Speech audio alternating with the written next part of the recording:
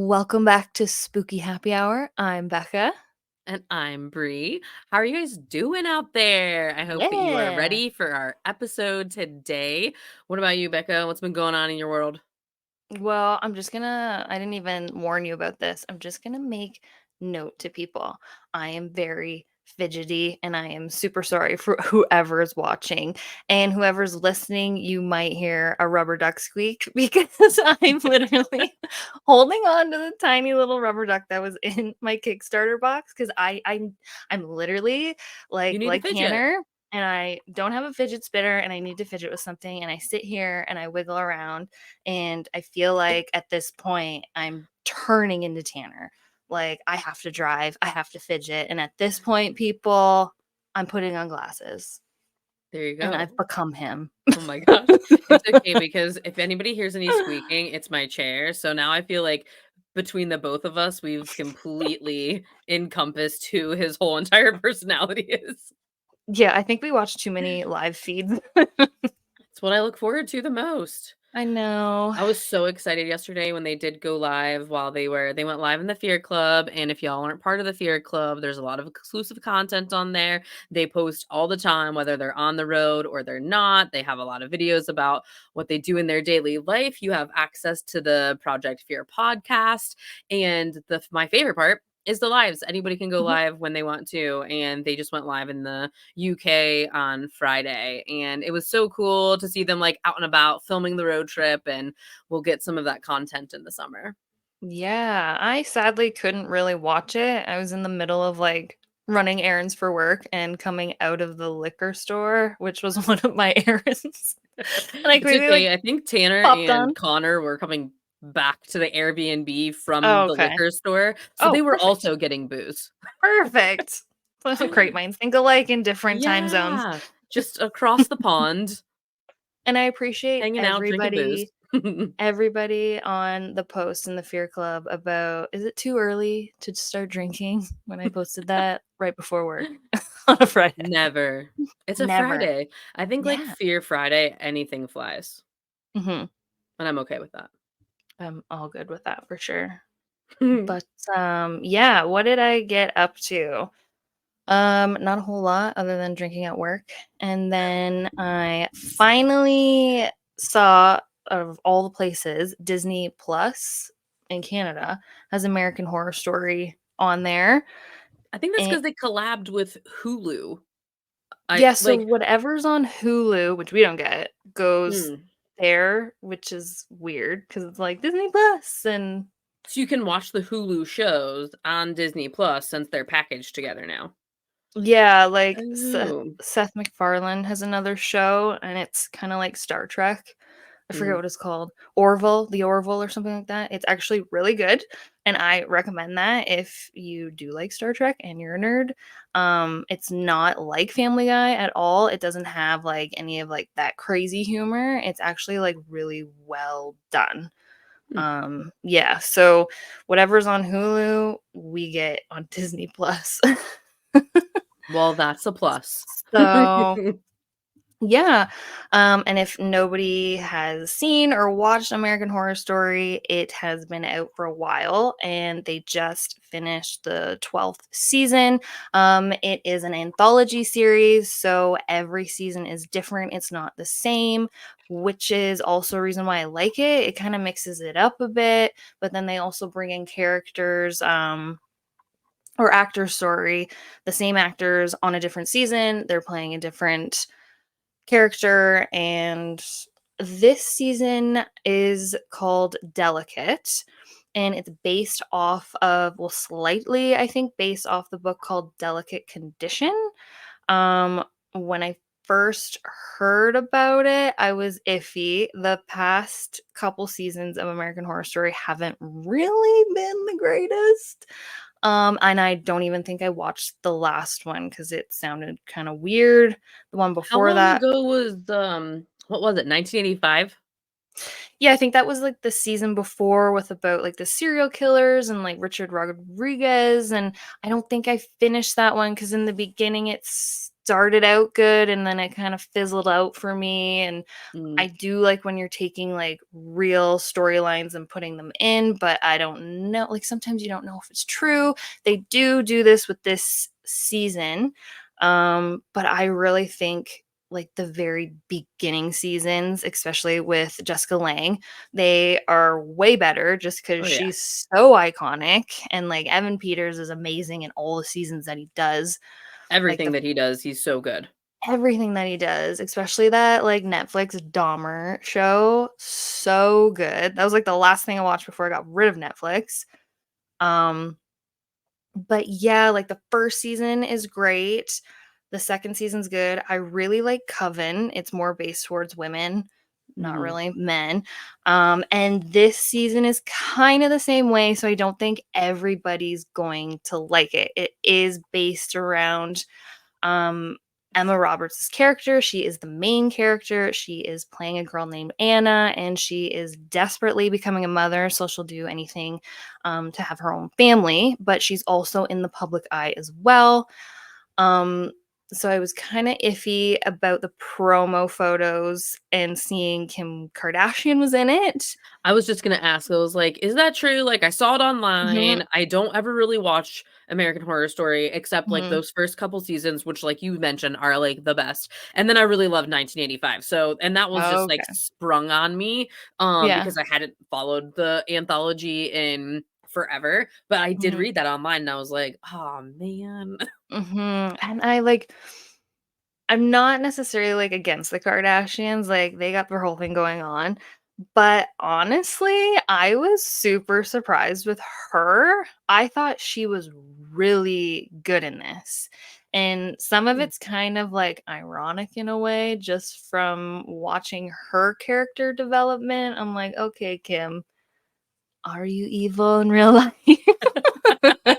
That's It's like, all "You're I will playing this way say. too well." Yeah, she's playing a really good role. Her character is very close with Emma Roberts. She's always there. You don't really know her background, but I don't want to give too much away. But once I started watching the first episode, I had such low expectations. And plus, it is very directed towards like feminists and feminism and toxic masculinity and all that. And all, if you're a feminist, okay, but I'm not. But it was so well done. I just felt like I was kind of on a roller coaster because I thought Emma Roberts was so good at her acting in this. I just felt like when she had anxiety, I had anxiety. When she was confused, I was confused. So I was just like, I don't know what's going on. And then like each episode, I'm like, what is she doing? Why is she doing that? Who's that person? What's going on? And this season really made me appreciate horror a little bit more. I Mm. love the slow burn stuff. I love that it slowly creeps up on you, psychological horror. And this season really reminded me so much of the movie Rosemary's Baby.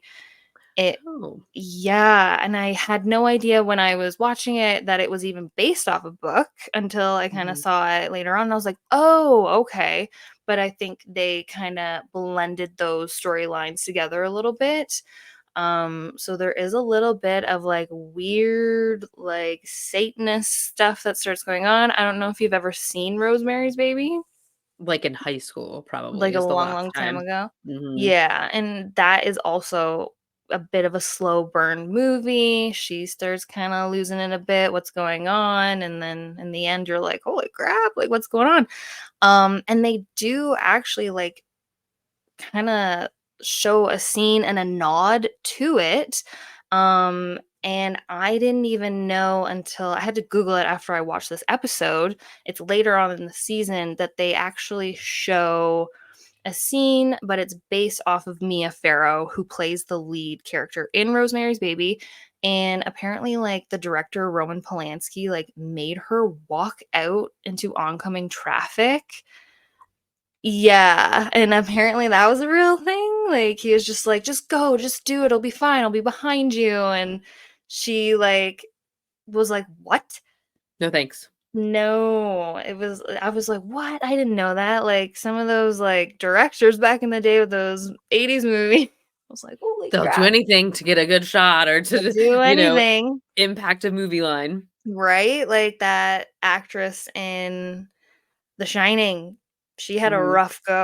a rough go. But, yeah, if So it sounds anyone like you're, like, pleasantly surprised that I this new was. season is going as well as it is. Mhm, like, the only thing is I was iffy about the finale, but I'm always like, "I need answers, I want more." But Mm, sometimes, like, you don't. Like, sometimes it's just like, that's how it ends, and you're gonna have those questions, and that's the right. whole point. Mhm, Like, and I don't know, like, maybe they'll continue the season. It wasn't that long of a season, and the finale was only, like, 30 minutes. hmm. So it was like, "Okay, I don't know." But, sometimes you can just make up your own storyline of how it's gonna end in your head. Well, I think that that's, like, the cool part sometimes too is that, like, then everyone has their own type of opinion or their own wishes for the end of it, like how they Mhm. think that it should have been. And those endings can be so subjective and like everybody has their own experience, right? Like even like you and I, like when we compare notes for the episodes, it's like you have your experience and I have mine, but we literally watched the same thing. Mhm. So it's really cool, when shows end like that because then you just get to see how another person would have ended it and there can be like 1,000 different endings. Yeah. I also think that women will get a different take from it than men because it is on like motherhood and being pregnant and the anxiety of not getting pregnant and what you'll do to Mhm. get pregnant. And like, I'm not a mom or anything, and I've never been pregnant, but it was an interesting take for sure. And I do like when a movie or a show surprises me.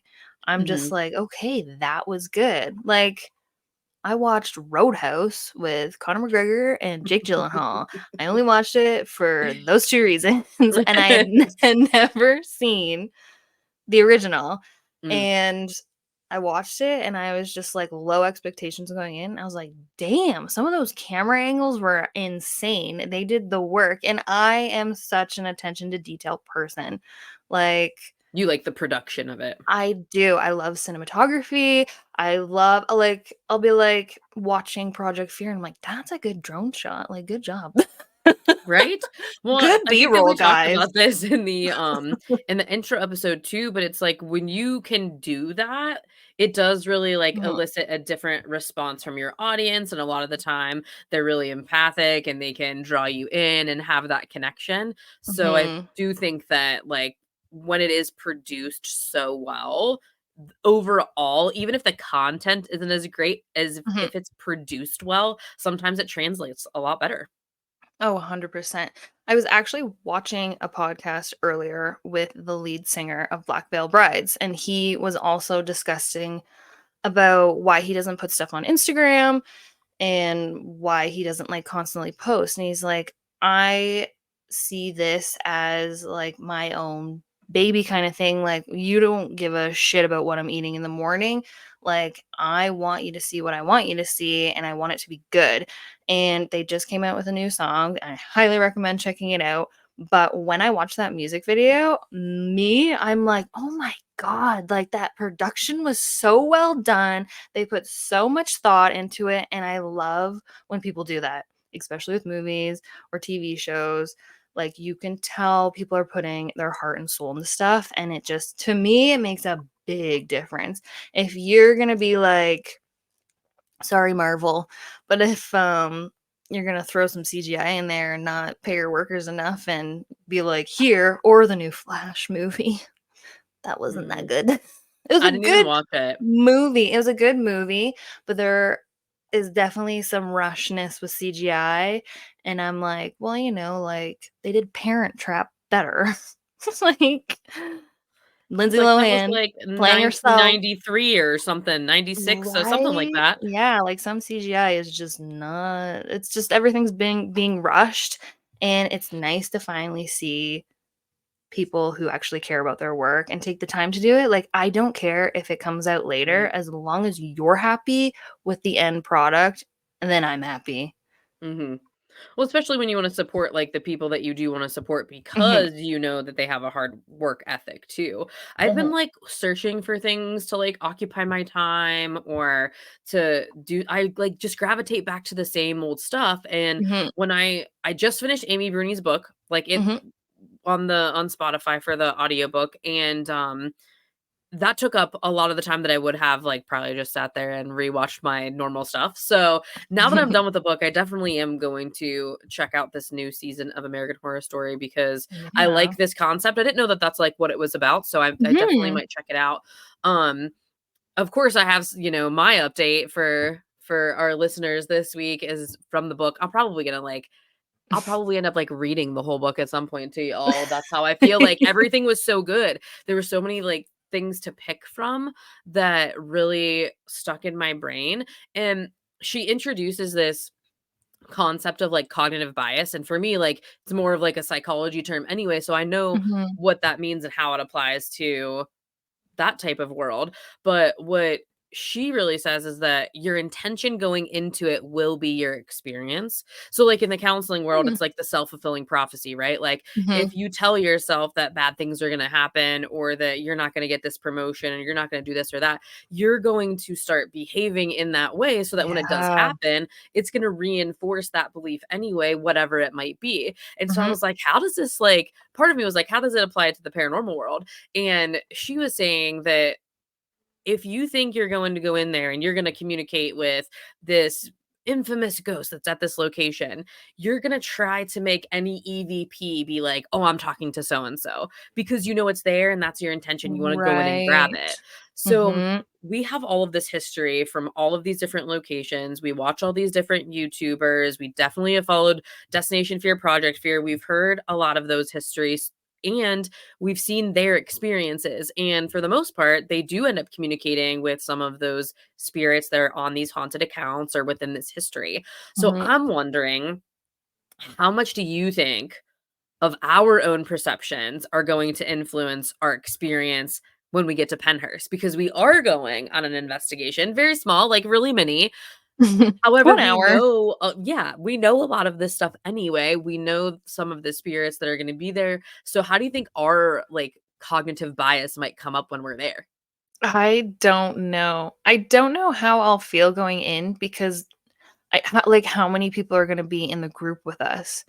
It's not just, like, us 2 going down there. Then I know there's several people up above walking around kinda thing. Like, are we gonna hear any, like, of that? Like, like, I don't know, like, there's a lot of noise going on. We're not going in just us 2 in the dark at night kinda thing, Mm. unless we do that on Friday night after happy horror hour. I know, I'm, like, super excited just to go into, like, the different buildings that we have access to because even though we may Mhm. not have to, like we may not be able to, like, fully investigate, I'm sure that, like, we're able to go, and it's a huge like, they're all huge buildings, so even if Yeah. some of us, like, have access to these buildings, I think is we're a very limited number of ticket holders anyway to have Mhm. access to all of them, so I'm sure we could probably go in and maybe a little explore a little on our own, maybe do a little Estes method or bring out my spirit box or something. Yes.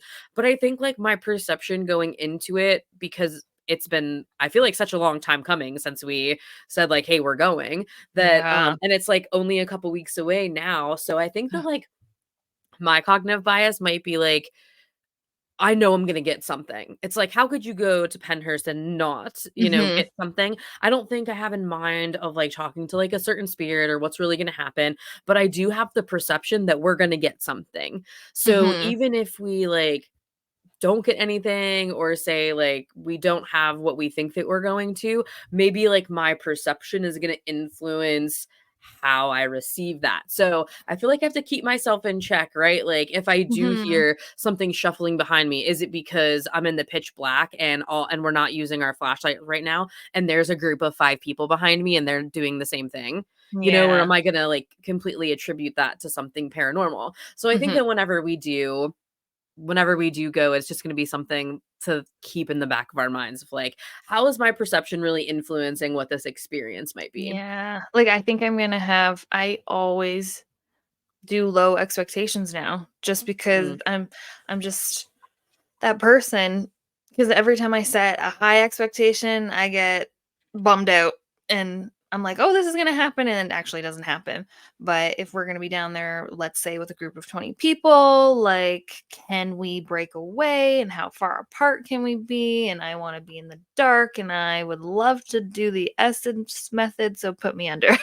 And we will. And so when we when we go to Penhurst, we're gonna have a lot of content for y'all because we do want you to see what we're up to, who's there. We're gonna meet a lot more people than just Project Fear as well. There's gonna be so many other um like ghost hunters and other people in the field.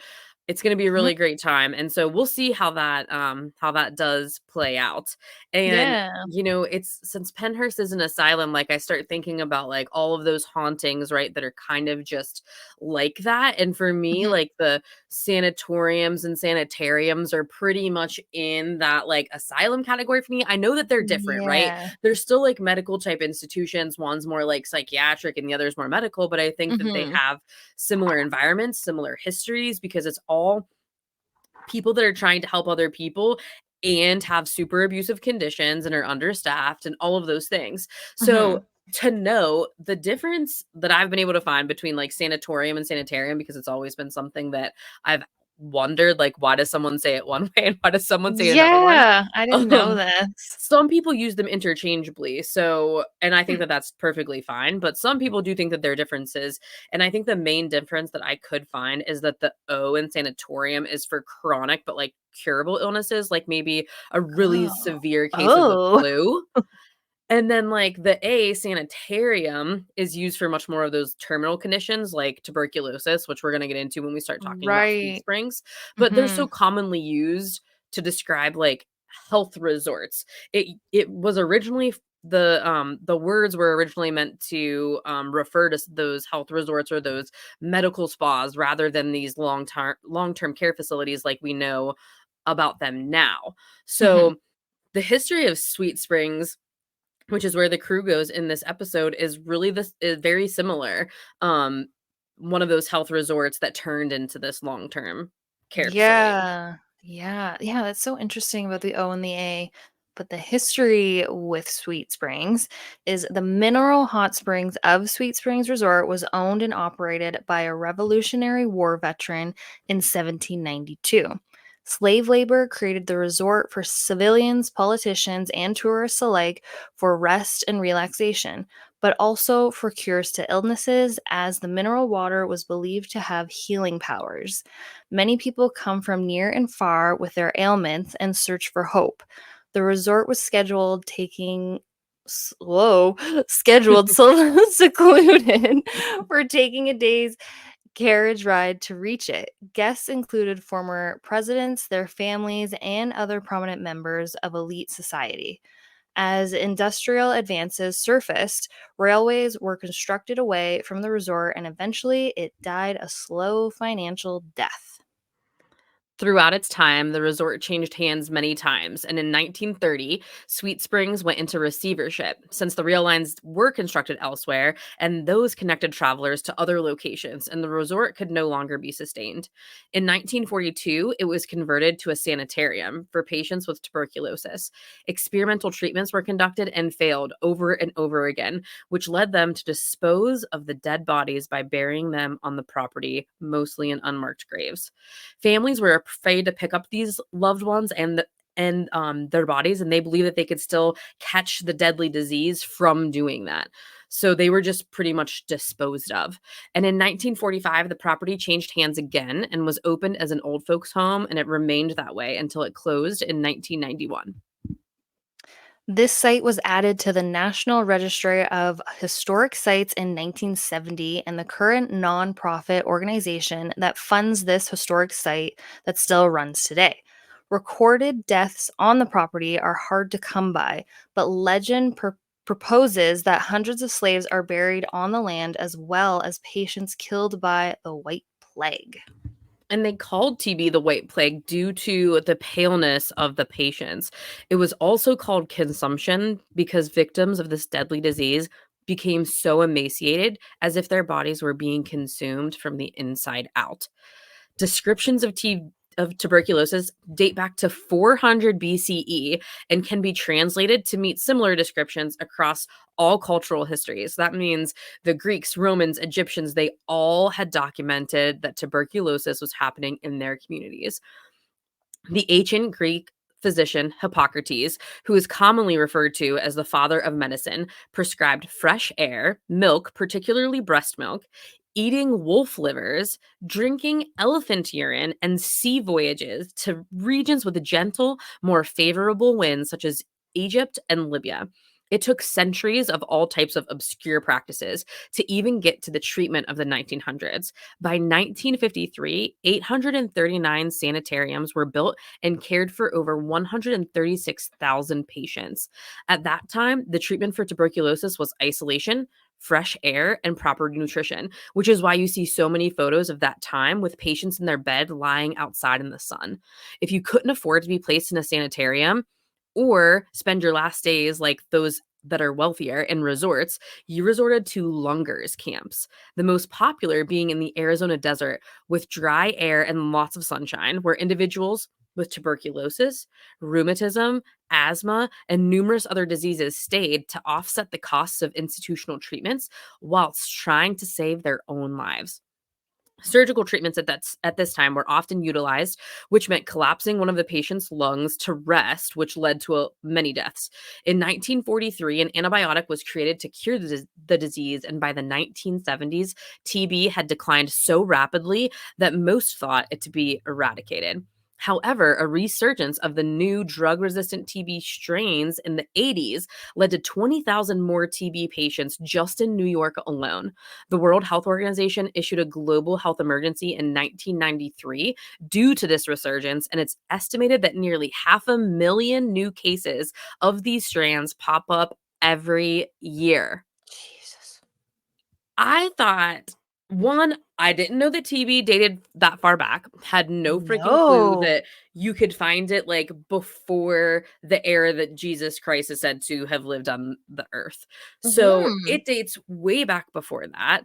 And I thought that it was gone like a long time ago. But if so many of these cases pop up every year, Mhm. and there was this resurgence in the 80s, that to me was like, whoa, this was much more relevant than I actually thought that it was. Yeah, like, I heard of cases recently of, like, it coming back, and I was like, "Excuse me?" Like, I thought this was, like, done, we're Yeah, done good. and over with. Yeah, I don't have to worry about it anymore. Like, just wild. To me, it was like, and maybe this is just me being like totally uneducated and naive, but I kind of thought it was like polio. Like, I just didn't think that people got it anymore because there's a Yeah, cure for it, right? Like, you take a right. medication over a certain amount of weeks and like you're cool, you're fine. Mhm, So I was very, very surprised. And I love doing more of those like researches into this type of history because I learn mhm, so much when we do.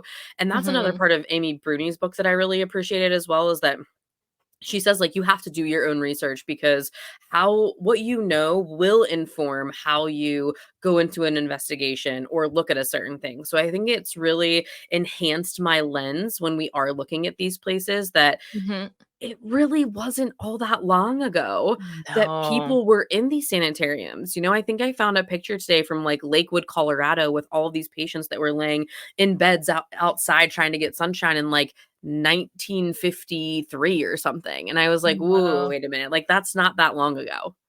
No, it really isn't, even though, like, when people say, like, like, the 1990s, like, that feels like, I don't know, 10 years ago, but it's not. Yeah, but it's It's so not. It's, crazy.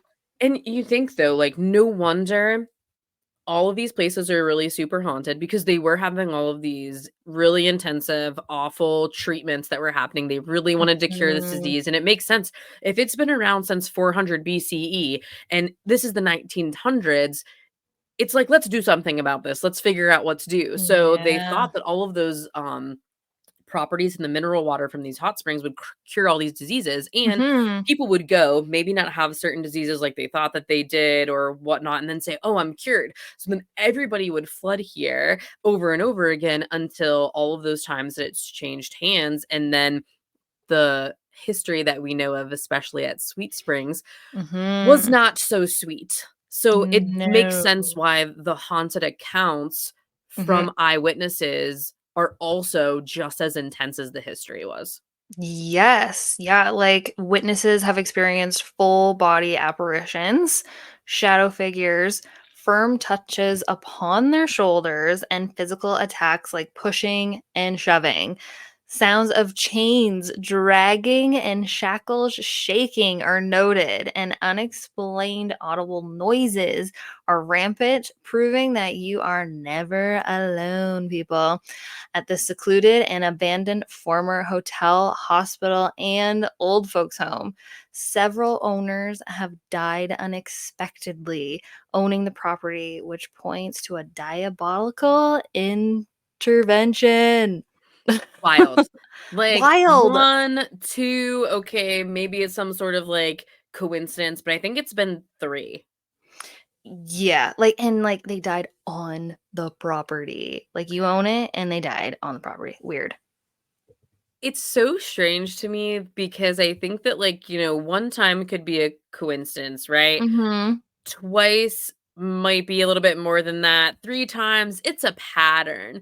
And when you don't have Mhm. any predictability about death, and then you start to be able to predict some of these things because it keeps happening, that's Mhm. the part that freaks me out. That's the part that I think it points to a much more sinister level of intervention. Yeah. Yeah, like, how do you know it's like, "Fool me once, shame on you. Fool me twice, shame on me. Fool me 3 times, what the F?"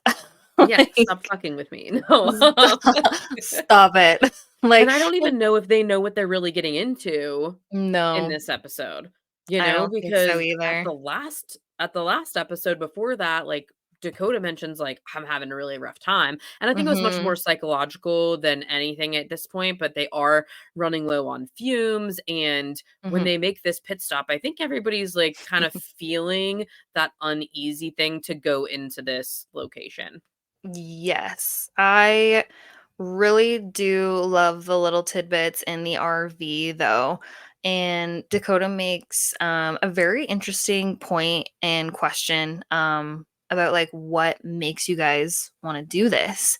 And then Chelsea says like I wouldn't do this without you guys. Like if they weren't there, she probably wouldn't be doing anything like this.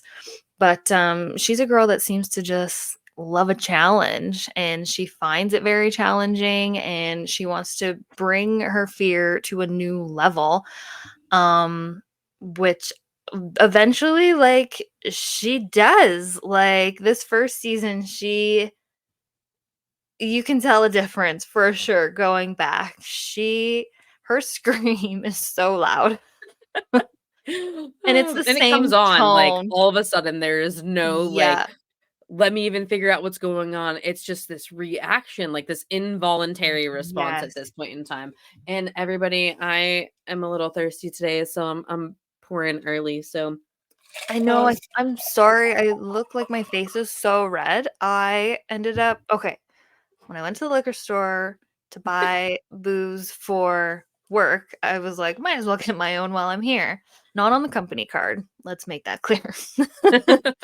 And I'm just, like, I'm, like, in the freezer looking at the wall, and this worker comes in and she goes, "Oh, you should, like, get that, like, Dylan's Distillery box, like, it's on sale for 25 bucks." And I was like, done. Hell yeah. Grabbing in the cart, and they're like gin cocktails. I was wondering, I was like, "It looks like you're drinking water, but I know you too well, so I know it's not water." I'm drinking straight up vodka. Let's go. She's not even gonna make it the whole episode. Let's all take bets right No. now. Put your bets in the comments. Just kidding. My face is so red right now. But, yeah, and I haven't eaten much, so that's a good time as well, and Mhm. I did go out last night and have some sangria, so I You're like, swear "This I'm is a okay. fun weekend." Like, Becca's over here talking about Chelsea loving a good challenge in the paranormal world. Becca loves a really great challenge in the drinking world. Yeah, I think me and her should hang out. You can Okay, get we'll drunk go while she hunting. does on investigating. We'll get drunk, yeah, actually, we'll get drunk with her and go investigating while we're all drunk. Yeah, I'm okay with that. Could Sometimes I you think that it would imagine? be easier to do it, so I'm like, I feel like I would be, like, less scared. Um, but I would Tanner would be probably like come in too and be like, "No, we have to have boundaries." Like, I think because that's his biggest thing on this episode, right? Is mhm, like, I need to, like, test my boundaries and, like, push yes. them, but I think that he would probably tell us a big fat no. Well, maybe he can have an old fashioned and come in. I'm bad with peer pressure, and sometimes I'm like, "We're drinking, so are you." And if someone does Mm. that to me, I'm like, "Okay, we're drinking. I can't I say know, I no." really wanna ask them, like, have you guys ever had, like, a dr I know that they, at some point in time on one of the future episodes, they do take a shot before they leave or something, but and I know you probably shouldn't, right? Like, I'm not saying, like, go get No, schmammered and then we're head not into some condoning this. abandoned location and No, try to have no, no, no, no, but I no. am saying, like, "Hey, I wonder if, like, you're sitting around with your pals and having a couple of Mhm, drinks and then, are like, 'Hey, we should go ghost hunting or we should go explore somewhere.' I'm sure mhm. that we're not the only people to have proposed that this happens. No. Um, But at but the I do same think that it's time, funny. like, you definitely like, I'm huge with being respectful of a location. Also, Absolutely. like, take that into accordance when you're going somewhere because there is history. If you do show up to a place, like, I would do this at, like, a saloon. It would make the most sense. Mhm. Like Well, it's like all and those trigger objects that you do, right? Like mhm, sometimes they investigate places. I know they don't do it as much as like maybe Ghost Adventures or other people did, but mhm, sometimes when they go to certain investigations, they can bring something with them. Maybe it's a deck of cards, maybe it is like a bottle of mhm. whiskey, maybe it's all these things. Like you can bring those things there. And I think Yeah, that that is being respectful of the time because it says, hey, this is something that you probably find very comforting or mhm, that it looks like the same way that you did when you were there.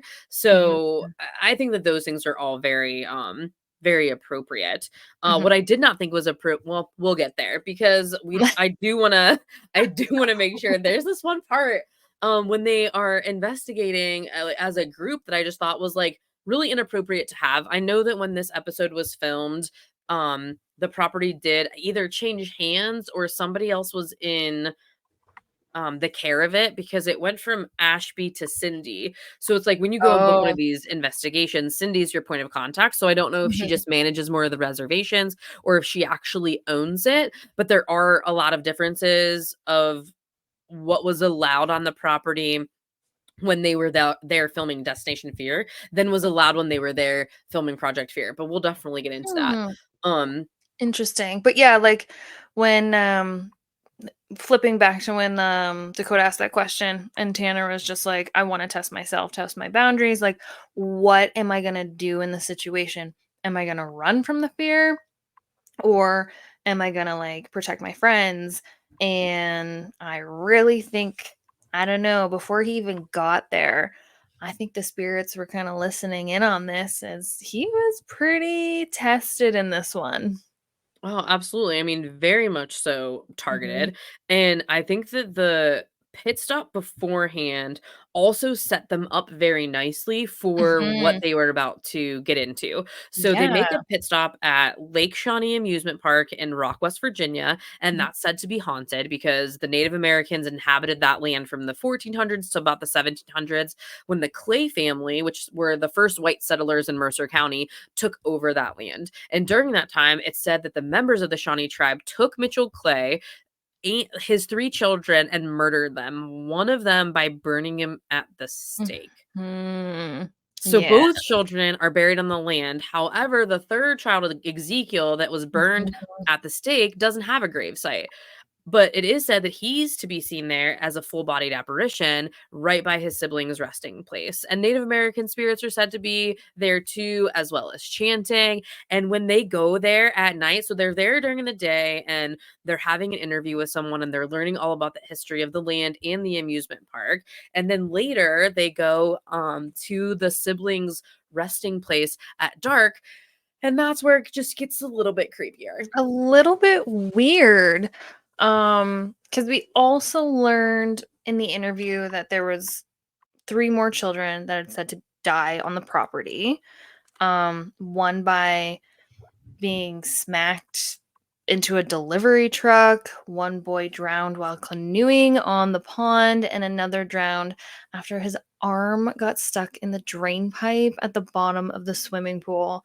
And that was so sad to hear. And Chelsea even says it herself, like, why would you build an amusement park on here with so many like children deaths? Like, very strange location. Also super creepy because it's just like there's like this Ferris wheel looking thing, and there's just like trees blended in with it and vines and stuff. Like, it's just so run down looking. Clowns painted on certain Yeah. entrances, and I think that, like, when I'm thinking about it, if I had such an awful place, especially, like, for kids, that there was all these deaths, like, maybe it would make sense, right, to, like, bring some sort of lighthearted fun thing where other kids Mm, can enjoy themselves when mhm. the property and the history is so sad. So maybe, like, having years of offsetting that with really joyous family memories and childhood experiences at this amusement park. Maybe they thought that they were doing like, a good service to the land Yeah. and all of those spirits, maybe. And at the same time, I totally understand the other side of it where it's like, Mhm, why do it? Like, maybe just leave it alone, let these people mhm. rest, because there are a lot of haunted accounts that also came from there too. And while they're going up to the gravesite, they start hearing like dogs barking. And it was right after, like, Yeah. Tanner mentioned all of the deaths that had occurred there, of the children. Yeah, like, they kinda hear, like, dogs barking in the distance, which, like, for that area is super weird unless there's, like, a lot of, like, random dogs running around, um, but with dogs barking, it's super kinda weird, because it is Native American land, Mhm. and Native Americans do believe in something called the skinwalker. So for those of you who don't know what a skinwalker is, legend says that Native Americans believed in skinwalkers. In Navajo culture, especially, a skinwalker is a type of witch or can be represented as a banshee. It's usually a woman, but they also have the ability to transform into something, possess something, or disguise themselves as animals. Usually, the main one is always a coyote, but it can be any animal like a deer or a dog. The biggest thing about this for me, when I kind of like noted this, I've been watching a lot of Twin Paranormal, and they do have episodes where they go into talking about skinwalkers and trying to see if they're true, and they just happen to go to these haunted locations. But the more episodes I watch, the more I am surprised on I don't normally believe in cryptids or anything like that.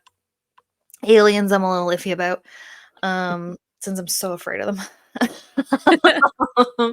um, but the more episodes I watch, the more I'm like, I think this could be something, Mhm. even if it is spiritual. And Native Americans are very serious about that kind of stuff, especially with the land.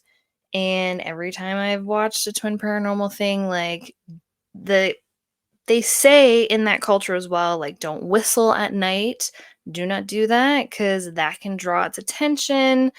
So I highly recommend, like, if you're interested in looking more into it, Twin Paranormal, I think they have a playlist. They go to like Skinwalker Ranch and all this kind of like crazy stuff. They get something on camera hiding in the bushes at one point. It like kind of like dodges and it looks like a human. It's freaky. I'm Um, definitely have to go check that out because I there's so many cultural considerations to take mhm, into account, and that is one of them, mhm, right? There are so many different stories from different cultures, and mhm, because the hands have changed so much on this land, right? It was tribal land, then it was white man's land, and then they put construction on it, and then it mhm, was a hospital and the sanitarium, whatever, all of those like different hands that were changed, they all bring this new culture.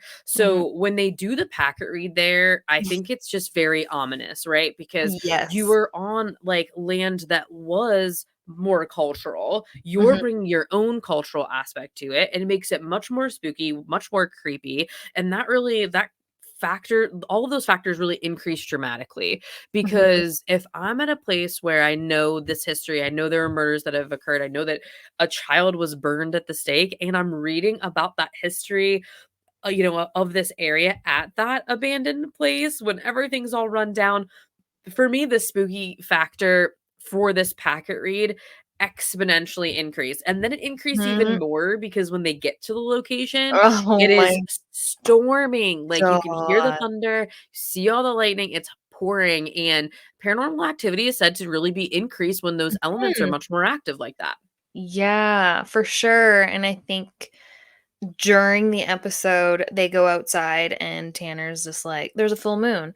It's foggy and it's thunderstorming." And we all know with the full moon, like, stuff happens randomly, like, all Ask of this any stuff. ER nurse, everyone will tell you it's the Yes, full moon effect is real. yes, it is it's crazy, like, I absolutely love the full moon. I'm that girl outside just staring at the moon all the time, but things do enhance. Like it's crazy because once they get out of the RV, it's just like they're like, "Oh my god, this place is huge." And even like once they drive up, the look on Chelsea's face, her eyes just go big and she's just like, "Oh my god, this place is massive." Yeah, I think they were Um, terrified before they even walked into I the think sanitarium so. to begin with. Mhm. Yeah, like, first going to that amusement park, then immediately starts thunderstorming, like, great. Like, it's gonna Recipe for be disaster, and it yeah. was this large foreshadowing for the Mhm, rest of what was gonna happen in the episode, and normally they start off, being able to, like, investigate as a group, but this time is different too. I think this mhm, whole episode in general is very different, mhm, um, based on, like, the duos that they have and what evidence that they get and the experiences that they have. So they split up into groups of 2 to do mhm. their walkthrough. Dakota and Chelsea are together, Tanner and Alex go together, and the dynamics here are kind of funny, right? Like, the biggest people in the group, Tanner and Alex are together. Together. The smaller people who have much more not much more of, like, the family dynamic because all of them do, but they Mhm. are brother and sister, right? So that Yeah. gives them a little bit of a different type of relationship. You're a little bit more vulnerable with maybe, like, a close Mhm. family member than you are even with a close friend. Yeah, I love when they split up and Dakota and Chelsea are just like, "I love that we're together, we're siblings, yay, but when we get scared, we're the biggest chickens."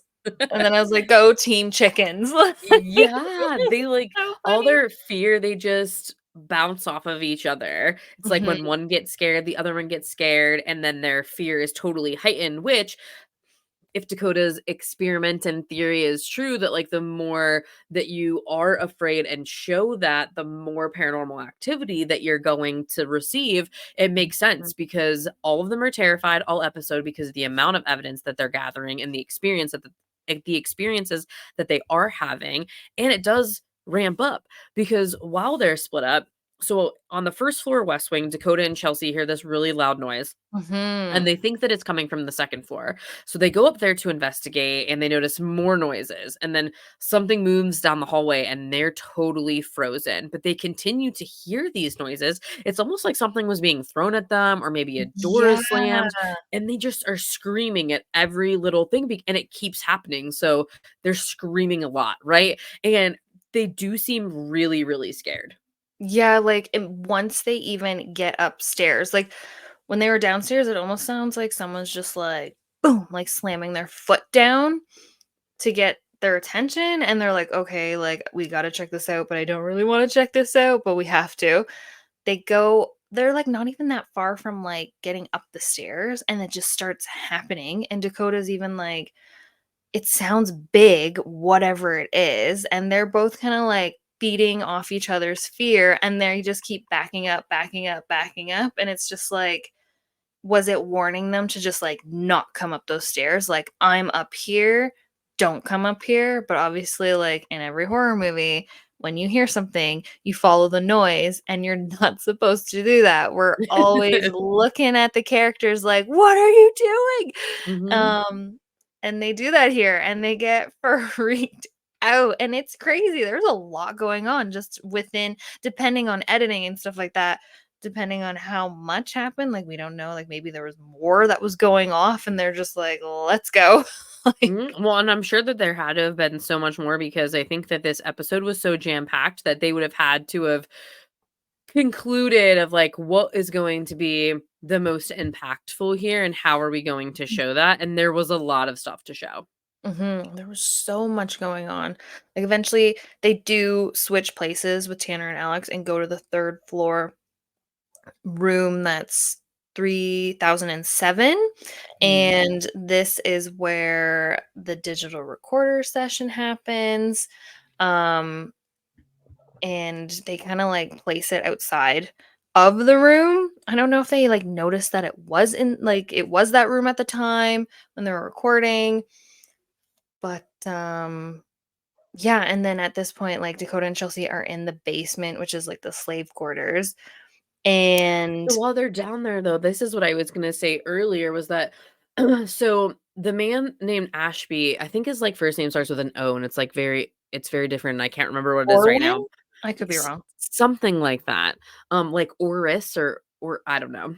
Mhm. And Ashby is what I remember, but that man, I think, was the owner of the property at that time, and Sorry, I'm while opening a drink. crack it, girl, crack it, cheers. Here Cheers, we go on. go. Mhm. I'm drinking my Well, water. actually, because I'm drinking so quickly, I'm also going to fill up with the rest of what's in my cup, so here you go. Perfect.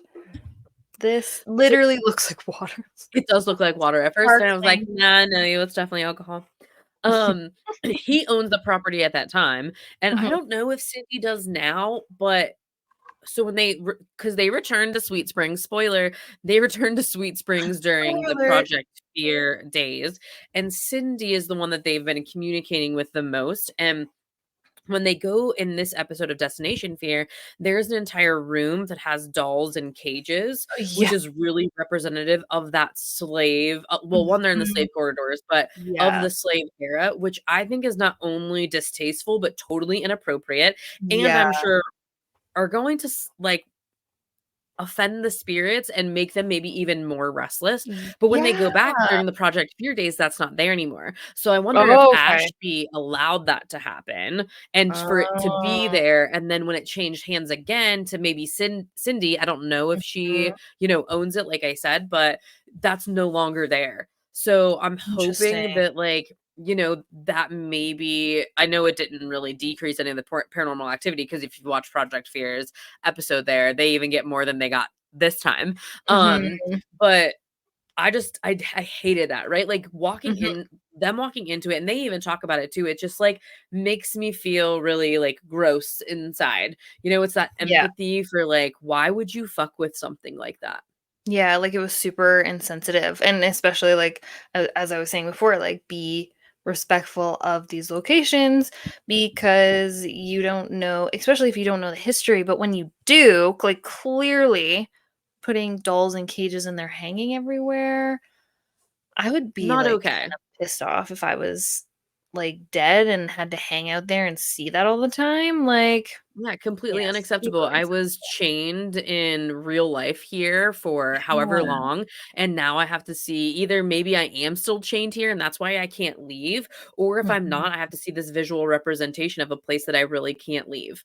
Yeah. So that was just really bugged me, and I do like the fact that they had called it out at that time Mhm. too.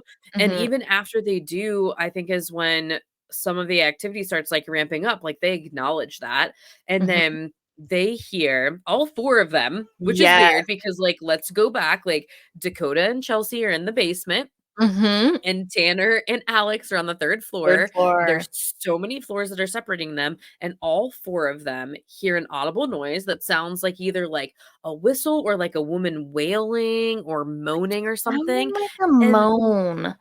yeah, like, it was, like, really, Yeah. like, long and, like, drawn out Mhm. too, which is just wild because they're separated by all of these different floors, Yeah. but at the same time that they hear that noise, that wailing or moaning or whatnot, Tanner did ask, like, "Do you know that you've passed away?" Which Oh, makes yeah. sense because if he asks that question and then that response happens, maybe he just informed somebody that they were dead and they didn't know. So that woman Oh, makes this no. wailing, like, "Oh my gosh, I can't believe that, like, Oh, I'm could you deceased." imagine? Ugh, 'Cause in that Amy would Bruni's book, she be says, like, all the time when she goes to investigate a haunting, like, she'll encounter spirits that don't know they've passed on. yeah. Oh, So that, could you like, imagine, like, he says that, and then hurts there's my this big heart. wail, and it's this person or Yeah. maybe woman, because it does sound very like a Sounds female like a tone, woman, yeah. and maybe she just learned for the first time that she's dead. Mm, that's a good point. That is so sad too, thinking about Yeah. that, like, When you ugh, think all the people that were there, all the never thought deaths that about that. occurred there for, like, hundreds of years. So I Mhm. think that that for me, like, whenever I was watching it back now, I was like, "Oh my gosh, no freaking wonder that Yeah. that was happening right after he asked that question." Yeah. Ugh, well, even during, like, that EVP session outside of room 3007, they also, like, go back, listen back to the EVP, and you can hear, like, muffling and kinda something like that. Tanner could hear it with his own ears in the recording, but it to me, it sounds like people talking. It sounds like the place is, like, still running, and it's like residual sound. Like, it just sounds like people walking and talking and, like, still, like, continuing on with their day. Right, it's It like a is shift change, right? It's like, "Let me tell yeah. you about what happened on my shift so you're more informed." When you go in here and you're just hearing all of that residual energy all at the same time. Mhm. Yeah. And what was it with room 3007? There was a woman, an apparition that had been seen there, Mhm. A and lady that's in white, I believe. yeah, a lady in white. Yeah, so ugh, I know all haunted locations, I feel like, have a lady in white. I know, and that always, like, takes me back to, like, whoever's, like, a Supernatural fan and watched the show from the beginning. I think Mhm. that's, like, the very first episode. It was, like, woman in white, and she's crying and upset. That was when it was, like, good because they were Yeah, actually it's like trying to she's be on the scary. bridge or whatever too, that, like, long Yeah. bridge. Mhm. Yeah. And it's The like it's usually a symbol of, like, lost love and, like, grief and loss, you know? Like, there's a I'm legend for that is, sure. like, at this, overpass, I guess, in my town, and it's the lady in white, but it's of Beulah. It's Beulah Road, Mm. and it's said to like, she's said to be there, and I don't know the in total history of it because, like, legends change Mhm. as time passes on, so I don't know what Yep. is the real story there, but, Mhm. in high school, me and, like, my very first, like, real serious boyfriend, so I'm talking, like, I might be, like, Ooh. 15, 16. We went there, and so if Mhm. it's said if you, like, go there and you beep your horn a few times or whatnot, like, she's gonna appear and you'll see her. Well, I shit you not, we did not see her, by the way, we did not see her, Oh, I was but like, I shit "No you not, way." we were there for a really long time, we turned the car off. His car has never had any single problems, like, he was older than me, so he drove us everywhere, and Mhm. it was, like, after midnight, and we were sitting there, I was super scared. None of us wanted like, neither one of us wanted to get out of the car, and he said, like, "You know, I'm starting to get this weird vibe, we should go." He tried to start the car, battery dead. The whole car Oh, battery was no. drained, and I think we probably only sat there for 20 minutes. I had to call my dad at midnight to come jump Really? us. Oh my gosh, and, like, how old was his car? Like, would it be, "Okay, let's debunk this." Does is it, like, 7 years old and he's never changed his battery before?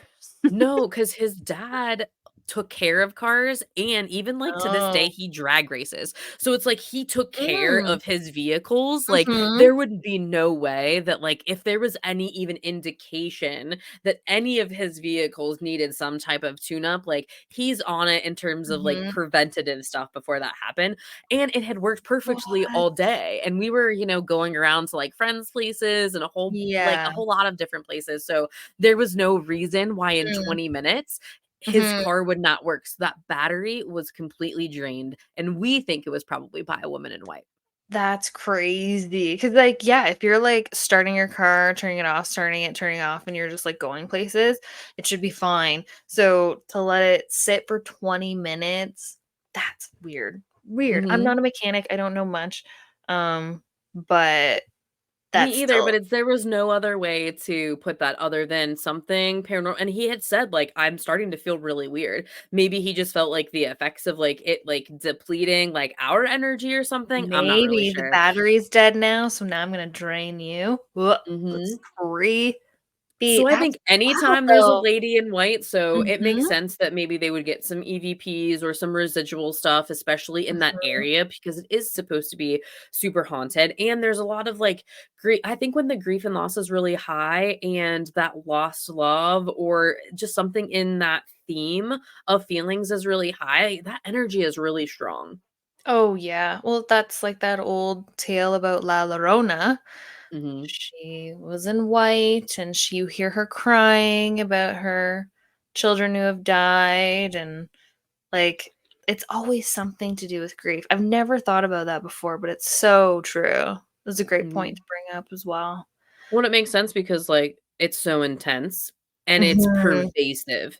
It starts the day whatever had happened, a transition, a loss, a death, it mhm. happens from that day, and you don't ever really get over anything like that. You just have to learn to No. live with it. And so when you're dead and you're still experiencing grief and loss, you know that you've never really dealt with that. That's your unfinished business. So you're there reenacting these things and living these things over and over again. And then when you have a crew come like this to your haunted location to your Mhm. resting place, they're gonna find something, which I do think like the Yeah. wailing, the moaning, all of that Mhm. is so like grief and loss based, I think, Mhm. because even if you think about death, right? Like that's the whole premise of all of this is being able to speak with the afterlife. So knowing that they're there and that there's so much loss and all of their energy I think at this point in time does get a little bit drained, right? They're like, "Oh Mhm. my, we have heard things, we've seen things like, because I think a Dakota at one point is like, "My eyes are playing tricks on me," right? Like,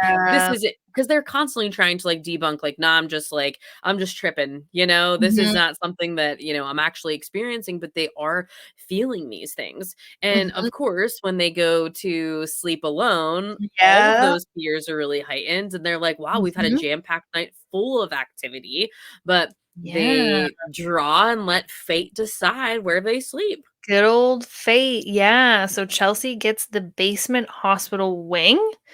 Dakota's on the second floor west wing. Alex gets the first floor by the Great Mirror. There's supposedly some hauntings that happen in the first floor. We don't really get too much about that. And apparently, the Great Big Mirror, a lot of people see stuff in it. But unfortunately, we don't get to see that in this episode. And then Tanner gets the basement slave quarters. So him and Chelsea are kind of in the same area, just a hallway down. Um, But they but are a pretty lot separated, they're pretty there's a lot of stuff that separated. happens, and Chelsea doesn't necessarily hear what's happening at Tanner's location, No. and Tanner, like, isn't really sure what's going on at Chelsea's either. But the Mhm, sleeping alone really starts with Dakota hearing a lot of noises, and you can tell mhm. he's really scared. Like, up until this point, with, like, Trail of Terror, I mean, Penhurst on Trail of Terror, I think, was the time that you do see him very affected emotionally and physically, Mhm, and, at that point in time, they're completely sleep deprived, and that was probably the one of the best locations of that road trip in terms of mhm. evidence, but it almost seems like he's kinda queasy, like, it looks to me Yeah. like throw up at any minute, like, if you've ever been Mhm, around someone who, like, gets sick all of a sudden and, like, maybe mhm. ends up throwing up, you kinda see that look on their face and that paleness in their face, and Yes. I see that in him during the sleeping alone at Sweet Springs. Yeah. Yeah, like, he doesn't look good sometimes, Mm-mm. and I think in this first season, he does tend to show his fear a lot. But yeah, they, end up panning over to Chelsea, and she doesn't even notice. Nobody really says anything that her IR light has died. Like, immediately when she's, like, set up, her light dies. And then we pan over to Tanner and he whips out the ovulus. And again, for those who are just tuning into this episode and don't know what an ovulus is, it is kind of like a spirit dictionary. They can choose words. There's only a certain amount of words on the device, and they can choose the words that they want. And sometimes names do come through, and Tanner gets the name Paul. One of my So, f I laugh at him so hard because it comes up Paul, and because he asks, like, "What's your name?" or something, and mhm. then it says Paul, and he's like, "Paul, is that your name?" "Yes, Tanner, that's his name. You asked what his name was. He said So, Paul," and then he says it again, and it well, made me he's laugh scared. because that's what I mean, like, he's scared. They all are, and I think that they're much more afraid of this location than they were Mhm. previously. So it's like Maybe. Dakota's queasiness, like, Chelsea doesn't wanna be alone ever. I don't think any of them do, right? No. But and then, like, Tanner, like, gets so tripped up on his words, he ends up saying the same thing, and I think it's because he's really scared. Mhm, and then immediately, like, after the name Paul comes through, you start hearing, like, talking behind him, and it sounds like a person is Mhm. down there with him, like, it's a man talking, you can clearly hear that, um, you hear it several times, and he goes right into, like, protector mode. He goes towards the hallway, and then on the Ovilus it says hallway. And while he's looking down the hallway, he hears a noise, and then he checks on Chelsea. Though she is pretty relaxed, I will admit, Very in this. Because when he heard the talking, he looked behind him. And then when she said she heard it as well, she was like, "It was, like, in between us." So it sounded closer to her if she thought it was between them, which I thought was super weird. Yeah, because as they run to her and check Mhm, on her, you can tell that it takes a little while to get from Tanner's location to Chelsea's location. So, and mhm, Chelsea's biggest fear, and I'm sure all of theirs, but like particularly Chelsea, her biggest fear is that a real human person is actually at one of these mhm, locations. So, Tanner's so freaked out because he does think it sounds much more human than anything mhm, paranormal. So he walkies Alex and he's like, "Get down here. We have to do a sweep." So they mhm, go over and check on Chelsea. And when they pan to the video of like Tanner hearing the noises and Chelsea hearing the noises, mhm. she like I feel like vaguely kind of like responds to them with her flashlight and then goes back. So I feel like it was like more faint for her, but she can Well, hear she it. thought it was Tanner. She thought he Right. was talking because she was just like, "Why are you talking so loud?" or something like Yeah, like, that. "He's coming to check in on me, like, he must be walking this Yeah. way." So she Or he's, and that like, might have been talking why through she was the so calm camera. because her perception at that point in time was that it is, it was Tanner and not Mhm, somebody different. So mhm. Alex comes down, they start to do this sweep, but Chelsea really insists that she's fine and she can sleep alone, like, "You Mhm, guys go check this out, I'll be right here. If anything happens, I'm gonna let you know." And I mhm. don't know, maybe it takes 10 seconds for her to be like, "Dude, come back." Yeah, like, immediately, I noticed once they left her, I don't know if it's because now she's alone, there's, like, Mhm. a bang, and then she's immediately like, "Guys, get back here," and they just book it to her. Well, and you think that it had to have been so impactful too, because one, the whole premise is that they sleep alone, they stay in Mhm, their locations, and Alex proposes to Tanner, "Hey, maybe you should sleep down here with Chelsea. Like, ask Dakota mhm. if you think that that's a good idea." Dakota ends up being like, "Yeah, if Chelsea can't do it," and Chelsea's like, "Bitch, I can do it. Like, this is not Yeah, my idea. I can do yeah. it." But I think in that moment they had to have been pretty scared, or at least Mhm. very concerned that there maybe was some sort of Yeah. human there, and so they wanted to pair up and sleep together, but Chelsea's like, "Nah, I got this." No, and I love how they're like, "We need to ask her permission." Like, "Can we? Like, is it okay, Dakota?" Like, Mhm, and really, like, I don't think he gets much upstairs. Like, we got a lot going mhm. downstairs. So eventually, um, he starts running downstairs because stuff starts popping off. Yeah, well, and they all go back to their sleeping arrangements, but Mhm. it does not take long for Tanner to start reacting to things because and as we No. said at the beginning of the episode, he is very clearly targeted. No one else really gets any besides him and Chelsea because No. they're in the basement slave corridors, no Yeah. one else really gets anything. So Mhm. he starts hearing singing, he starts hearing talking, and Yeah. before you know it, like, he starts screaming, "Who is down here?" And Yeah. he's you can tell he's pissed because I think at this Yeah. point in time, he knows he's being fucked with. Mhm. Oh, So 100%. Yeah. he's not and I don't think well, obviously, he's just not the person to, like, lay down and take that. I think that, like, in real life and then, like, if he's dealing with the No. afterlife. So Yeah. he's gonna wanna try to confront that as much as possible and protect anybody else that's in the group. Mhm. So he's on walkie, though, when this is happening, and you can Mhm. see the concern in Dakota's face when Yeah. he's hearing Tanner Who's scream, down "Who's here? down here?" I over the love walkie. I love that he So could hear it too. mhm. Well, and as soon as he gets down there, because obviously Dakota's gonna hear that, he's going to head straight down into the basement, and when he Well gets there, you can hear the concern of his voice too, and he's like, "What is going well, on?" even, like, when he got up, he's like, "I don't even know where I am." Like, panicked, Panic. like, just Panic so mode. lost, panic Mhm. mode, and especially, like, if your best friend is just, like, yelling, you don't really know what's going on. You're on the 2nd floor, and you have to, like, find your way And downstairs, he like knows, like, in the 2nd floor, Dakota did not wanna get the 2nd floor because that's where him and Chelsea no. were when all their Right. experiences happened, and everybody else was pretty much in the basement whenever like, when they were Yeah. in duos and they started getting more evidence, so I think Mhm. that he recognizes something is going down like, is going Mhm. down in the basement, and I have to go check it out. Yeah. So, they wanna end the it's almost, like, nearing the end of the night, right? Like, they Mhm. wanna finish strong as a group, so they go to Tanner's location and they're sitting there and they're all talking about what's been going on. And Dakota asks, "What is up with audible noises or audible voices here?" And they hear the loudest, most audible, So guttural type loud. scream. I don't care. I don't think that I've ever heard something like that on a No. paranormal show, in a movie, like anything that really represented whatever that was. I don't know if that spirit was trying to just like be like, "Yo, you guys have been here for 8 hours. Get the hell out." Yeah. Or what, like, type of reaction that was, but wow.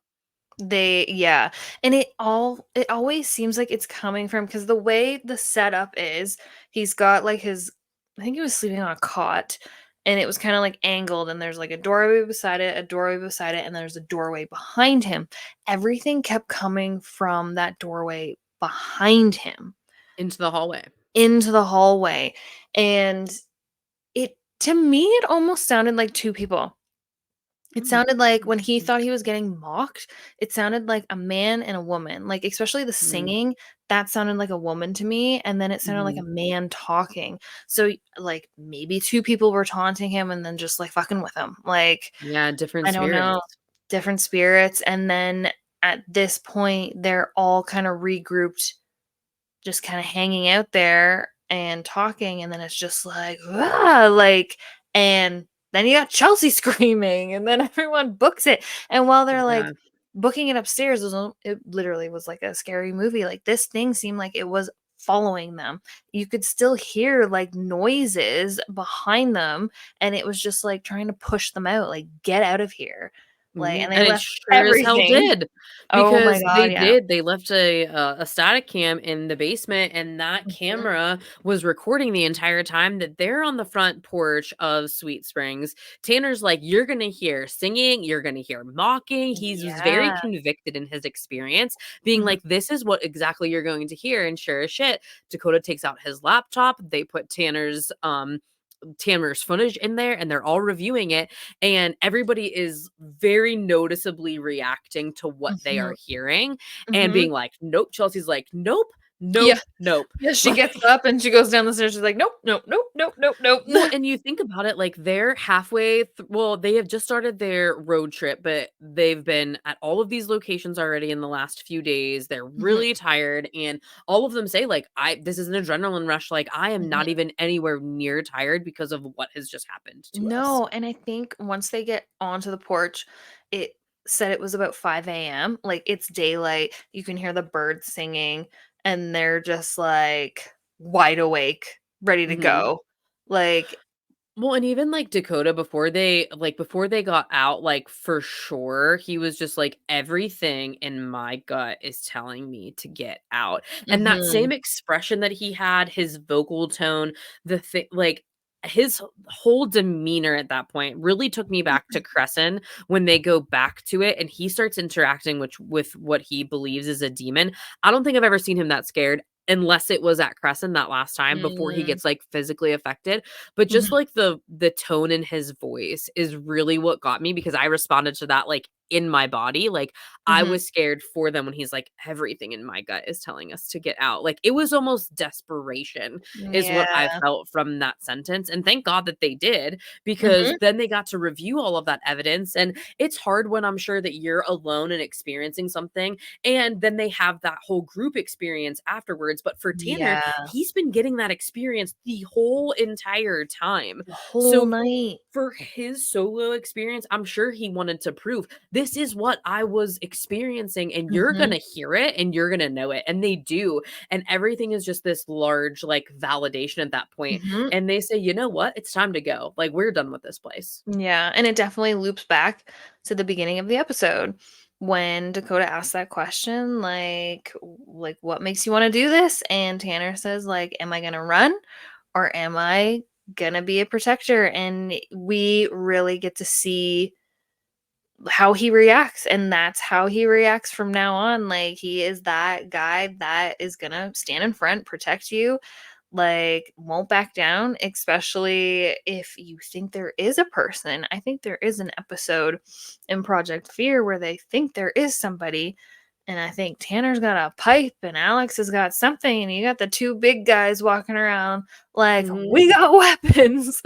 Right, like, don't fuck with us because Yeah. we're here and ready for it, and I think that you need Mhm. that type of energy too whenever you're at some of these places because you never really know what you're Mm. gonna get, but during this time so, like, while they're outside reviewing this footage and deciding, "You know what, it's time to go," they do realize there's a static cam in the basement still, you Mhm. know? Like, and that static camera captured what sounds like Native Yeah. American type chanting, and or like that singing that Tanner might have been referring to before, but there's Mhm. definitely some audible things that are caught on that camera.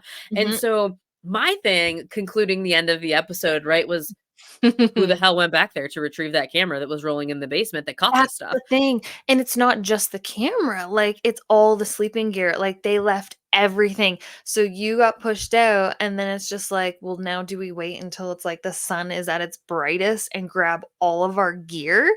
Yeah. Like, Who everybody's knows? static cam is still where it is, and then all your beds are there and all your sleeping gear, and then you gotta pack that up and hope nothing happens, and then quickly run in the RV and When peace we see out. them when we see them either at Penhurst or in Jersey when we go to the Para-Unity Expo in Woodbridge, New Jersey in November, I'm Mhm, asking because I've seen this episode numerous times. I mhm. never for 1 second thought to myself, "Who the hell went back for that? And how did you decide? Did you rock, paper, scissor it? Like, did both of you, like, did all 4 of you go? Mhm, Or did you go in groups? Like, what did that feel like?" I'm very interested to know that because for me, if I got pushed out like that and I had that experience, I would mhm. definitely not go back in. Well, even I know I'm really trying to get you on the twin paranormal You're train. trying really hard. You're very Really close. trying, really I watched trying. 2 videos, man, 2 videos. I watched them. And, like, when they get some crazy stuff happening and sometimes they admit, like, "Okay, I don't feel safe anymore, and we have Mhm. to leave." And Ryan, who's one of the twins, he's always like, "Okay, now we have to, like, pack all our gear up," and they get, like, super nervous even doing that, and sometimes they go to the same locations as Project Fear does, and, like, I couldn't imagine, it's just like, "Okay, now you're ending your episode," and then you're like, "Great, now I have to pack all my gear up, get in the car," like, there's even an episode with them where they're in the car and they're getting weird stuff happening outside the car, and they're like, "We gotta go, man." Like, it's just That's wild. yeah, you just never know, and I think that is a Skinwalker episode, actually. They get, like, Mm. a huge coyote just goes in front of them and just does a stare down, and River, Ryan's twin brother, is just like always driving, and he's just like, "What do I do, guys?" My It's gosh.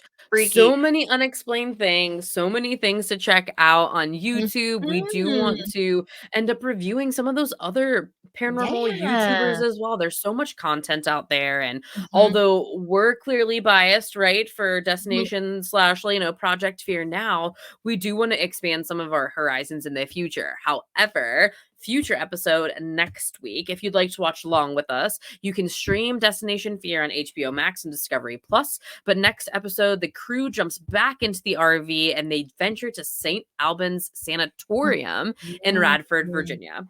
Yes.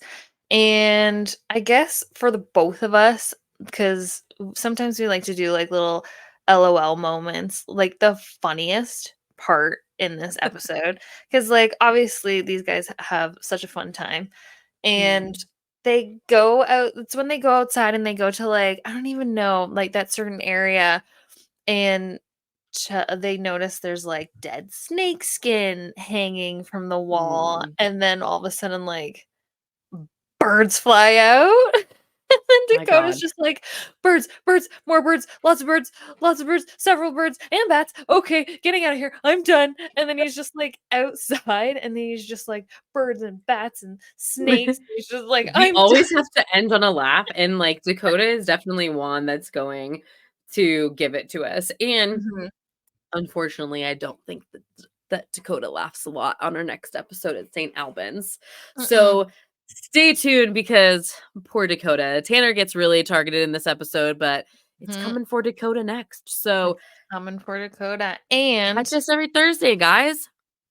catches every Thursday, and if you did watch Trail to Terror, they did go to this location before. Mhm. So we're gonna have some more information on that. We're gonna do a little bit more of a deep dive at St. Albans. So yes, catch us every Thursday at 12 p.m. Mountain Time, 2 p.m. Eastern Time. And for those of you that I've been talking to in Texas, you're only an hour ahead of me. So that's 1 p.m. your time. You know who I'm talking about. Absolutely. And don't forget to like, comment, and subscribe. Cheers, guys. Cheers. Bye. Bye. Hey guys, Becca here, just sliding into the end of this video just to let you guys know that next week's video is actually not going to be St. Albans Sanatorium. We are actually going to save that for the week after. So next week's video is actually going to be about our adventures at Penhurst.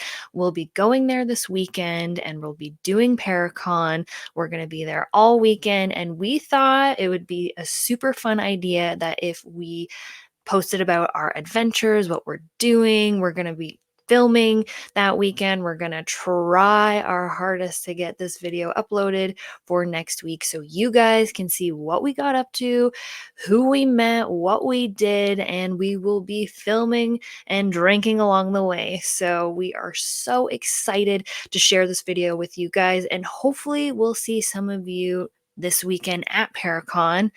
After next week's videos drop, we'll go back to our regular scheduled programming and we will air our St. Albans video then. Other than that, I am so excited for this weekend and I hope I see you guys there. Peace.